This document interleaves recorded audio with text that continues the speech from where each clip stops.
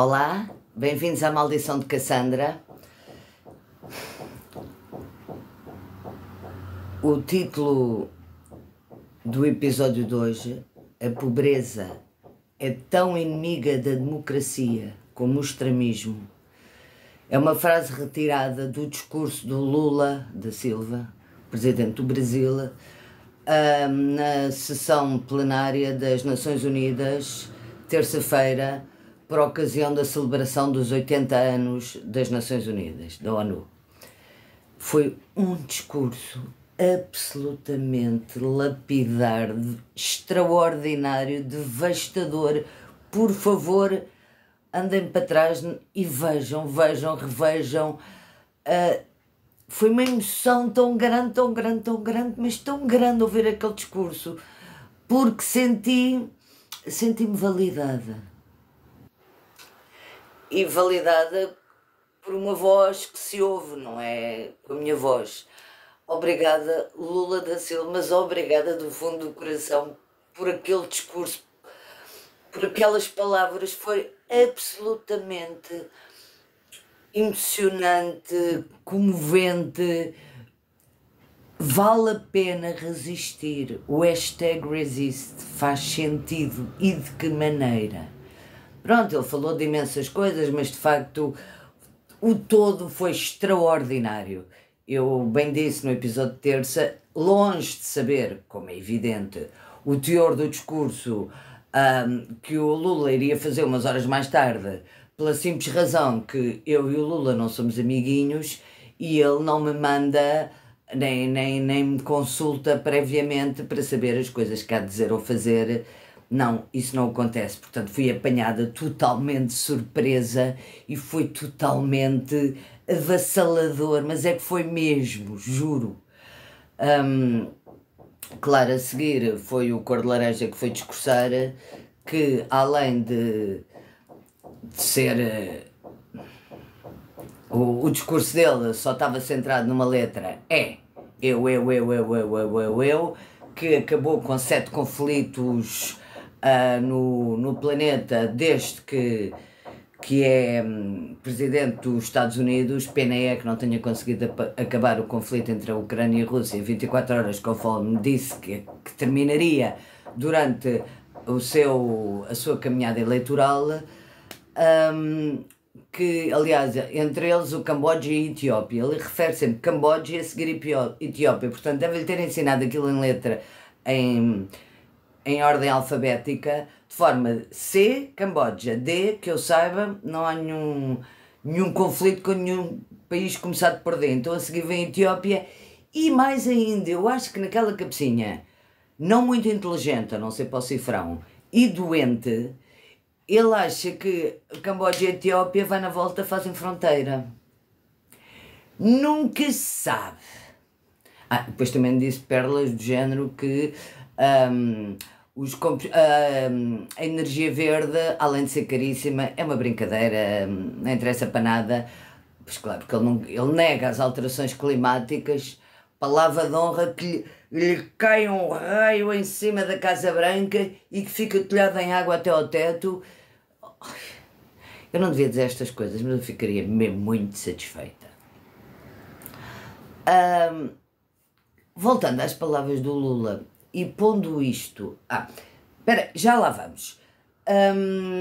As energias não fósseis, sim, já estou a ouvir agora alguns a dizerem e o lítio? Sim, a extração do lítio é um problema que precisa de ser resolvido, porque as grandes transnacionais que fazem recolha de lítio fazem-no através da prática de crimes contra a humanidade e crimes internacionais. Sim, é verdade, porque se escapam por um buraquinho que existe na lei internacional. Sim, é verdade. É um episódio que eu ando há muito tempo a pensar fazer, porque é um dos temas em que estou extraordinariamente à vontade, porque trabalhei muito nesse tema, de forma que um dia destes eu farei o episódio. Pronto. Voltando então agora às palavras do Lula e passando-os para o macro, e por carga d'água é que Israel está a fazer de Gaza uma terra queimada. E os Estados Unidos não se preocupam assim tanto. Querem que eu vos dê resposta? Porque a Palestina é um país pobre. A pobreza é o grande inimigo a combater. A tirar as pessoas da pobreza ou da insuficiência alimentar grave é o maior ato de resistência que se pode fazer. A fome, tirá-las da fome, tirá-las da pobreza, dar-lhes dignidade, dar-lhes... Esta sim seria a verdadeira guerra. Seria a guerra que eu gostaria de ver a humanidade fazer. Em vez de ser armamento, armamento, armamento, armamento, armamento. Credo, que estupidez.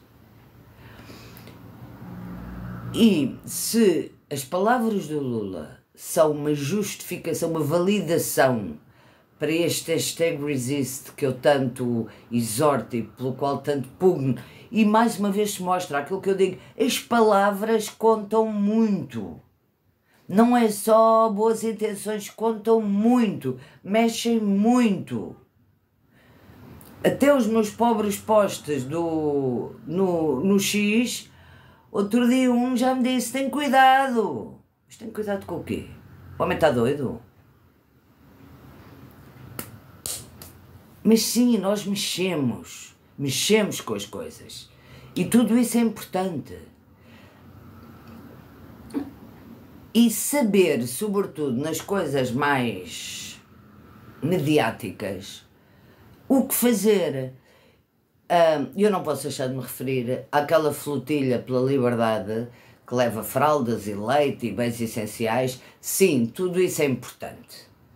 Mas a coisa já não está a correr nada bem, o que aliás não me espanta nada, porque eu sou franca, mas isso é uma coisa minha. Nem por todo o dinheiro do mundo, por opção minha, ou mesmo por dinheiro, a não ser que fosse muito, eu me meteria num espaço confinado, com pessoas que eu não conheço parte nenhuma, se calhar até que partilhar um quarto e as casas de banho, Deus me livre.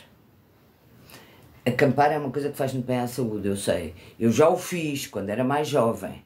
Agora, atualmente tenho santa paciência. Ou posso ou não posso, e se não puder, fico em casa. Ao menos tenho a minha casa de banho, tenho a minha cama, que é fantástica, o meu colchonito, que é fantástico, os meus lençolitos sempre lavados, alguma vez. E depois, pelo que eu já percebi, aquilo também agora já andam todos cadeiras às avessas e aquilo é uma confusão. E os efeitos práticos, honestamente, vão ser zero. A não ser arranjarem problemas para eles próprios. Outro dia estive a ver a história do Mandela, porque o Barghouti e o Mandela têm tantas similitudes. Se é verdade que o Mandela foi condenado à prisão perpétua em 1964, depois teve 21 anos na Robben Island, como toda a gente sabe.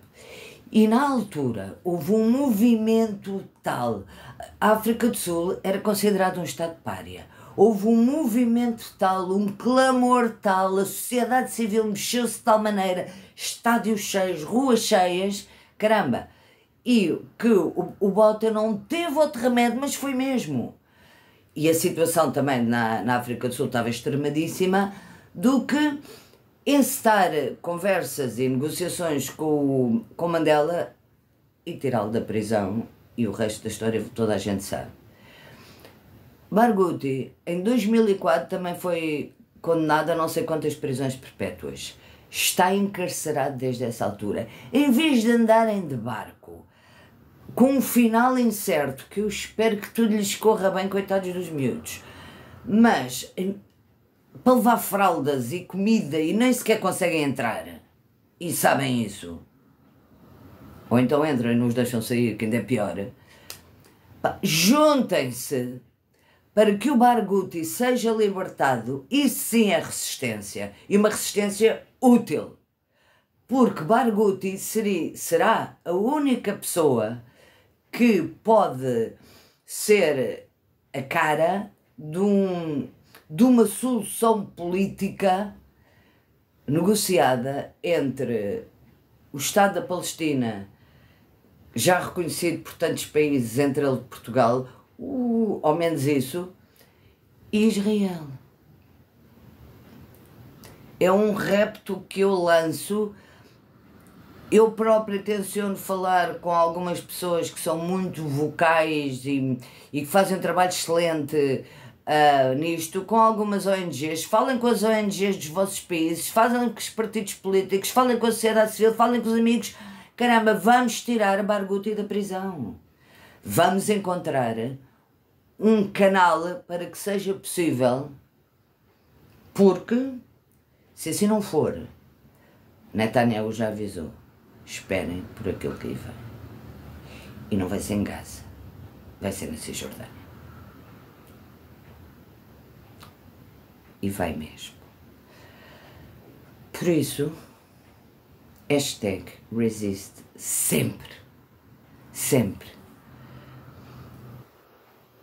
Posto isto, se gostam da maldição de Cassandra, por favor, please, please, please, please, continuem a ver, a subscrever, a fazer comentários, a desafiar,